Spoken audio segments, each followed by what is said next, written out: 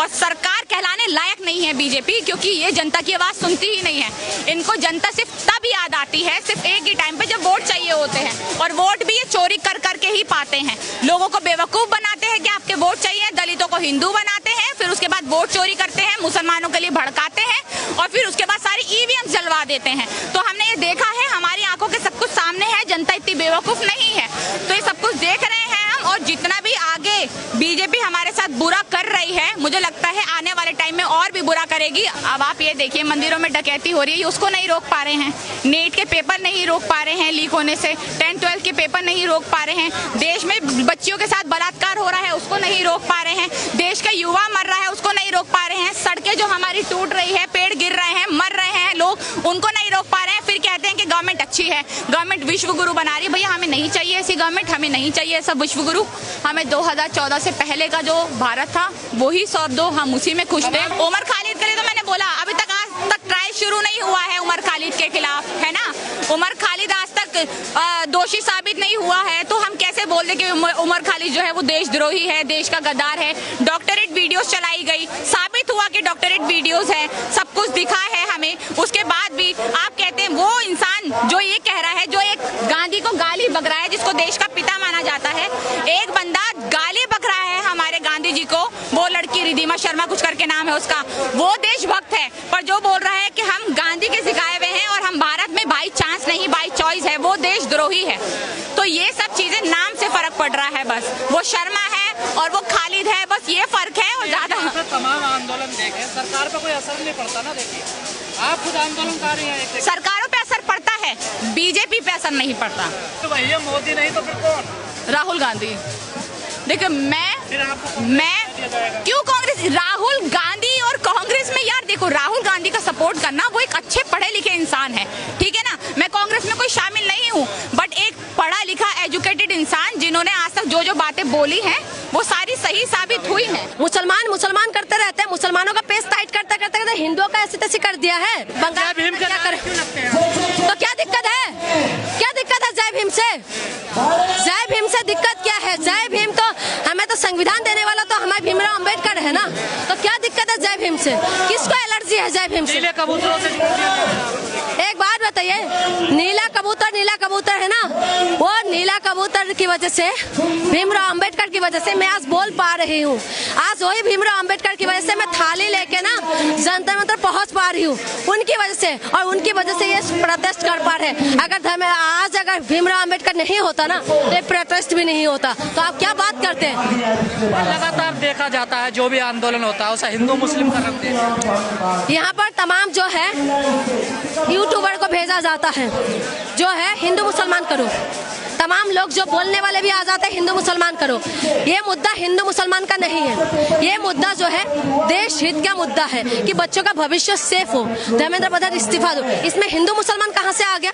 हिंदू मुसलमान का मुद्दा कहाँ से आ गया? ये एंगल देना चाहते हैं कि किसी भी तरीके से मुद्दे को घुमा दे, किसी भी तरीके से जो है लोग भटक जाए, किसी भी तरीके से जो है इस मुद्दे को घुमा के जो है बदनाम किया जा रहा है, आंदोलन को बदनाम करने का काम कर। पिछली बार मुझे बदनाम कर रहा है एक व्यक्ति, एक आया, मैंने मणिपुर के साथ जोड़ा, क्योंकि मणिपुर की जो युवा है, मणिपुर के आजेंजी जो है, उनका भविष्य खराब है, वो स्कूल कॉलेज नहीं जा पा रहे, टेंट में रहना पड़ रहा है उन लोगों को। मैं उनके साथ जोड़ के जब बातें करी तो उन्होंने मुझे सवाल करता है कि मणिपुर में किस कारण हुआ, तो मैंने बोला वीडियो लंबा ना हो, मैंने बोला जिस भी कारण हुआ शांत तो करना चाहिए ना।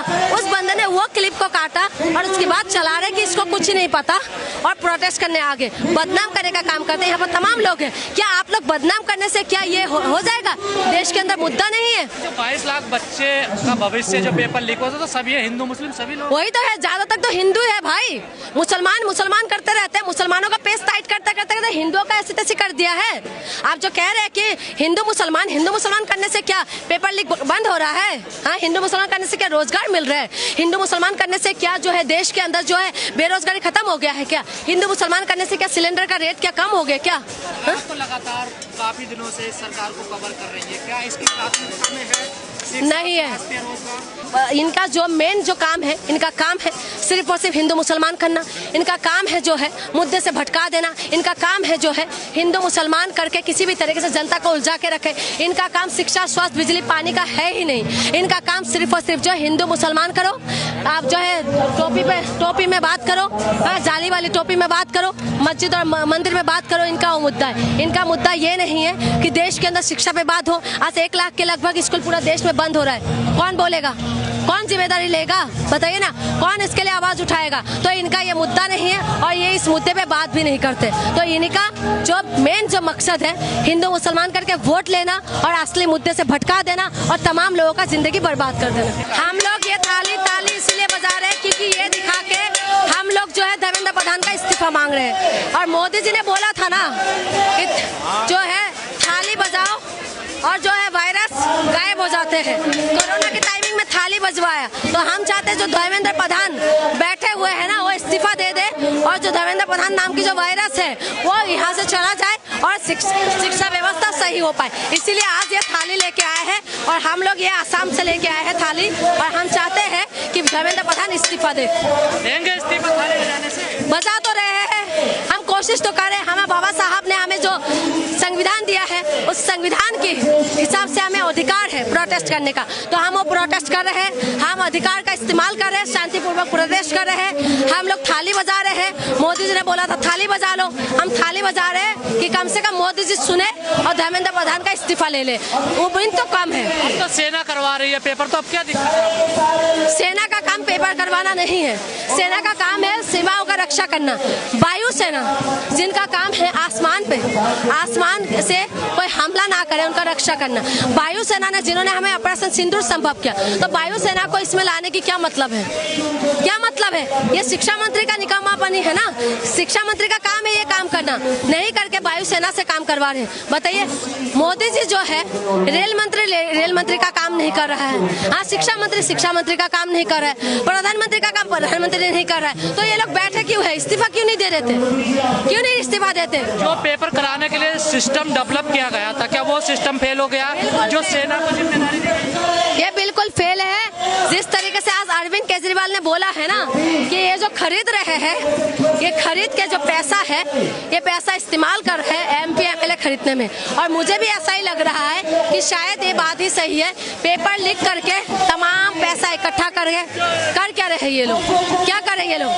देखिए, जब इतने बच्चे मर गए उसके बाद आपको याद आ रहा है कि भैया हम इसकी सहायता ले रहे हैं, उसकी सहायता ले रहे हैं। इतनी बार पेपर लीक हो चुके तभी याद नहीं आया। तो 10th 12th के पेपर भी ढंग से नहीं करा पाते हैं। उसके बाद आप कह रहे हैं कि भैया हम तो ये सहायता ले रहे हैं, वो सहायता ले रहे हैं। तो जो भी हमारे भारत में ये सब चीज़ें हो रही हैं, ये पेपर लीक हो रहे हैं, बस यही हमारी अब कोशिश रहेगी कि जितना हो सके हम प्रोटेस्ट करें और धर्मेंद्र प्रधान का इस्तीफा लें। नीले कबूतर है जैसे भीम के नारे लगा रहे हैं। अब आप ये देखिए ना, देश का दुर्भाग्य देखिए।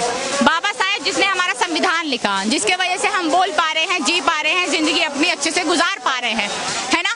अगर उनका हम नाम लेते हैं इस देश में तो हमें भीमटा बोला जाता है, नीला कबूतर बोला जाता है।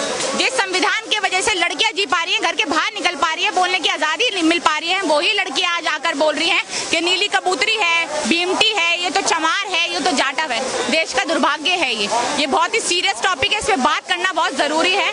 पर बुरा लगता है, अब क्या कर सकते हैं। ये इनकी बैक सपोर्ट इतनी हाई है, इतनी बैक सपोर्ट इतनी ज़्यादा स्ट्रांग है, इनकी पीछे बीजेपी खड़ी है, बीजेपी के नेता खड़े हैं, RSS खड़ा है। तो जो चाहे ये बोलते हैं और बहुत ही गलत है ये बोलते हैं। बट अब गवर्नमेंट है तो क्या कर सकते हैं? गवर्नमेंट के खिलाफ जाकर हम प्रोटेस्ट कर सकते हैं और कुछ नहीं कर सकते। ताली बजा रहे हैं आप, क्या है ये? देखिए, पहली बात मैं आप सबसे बोलना चाहूँगी, मैं CJP में नहीं हूँ।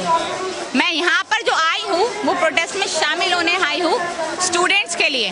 मैं यहाँ पर जो आई हूँ वो देश के युवाओं के लिए आई हूँ जो उनको कॉकरोच बोला गया है। मैं यहाँ पर CJP में नहीं हूँ और ना ही CJP की कोई मेंबर हूँ। क्यों नहीं होना चाहिए? ठीक है, नहीं होना चाहिए।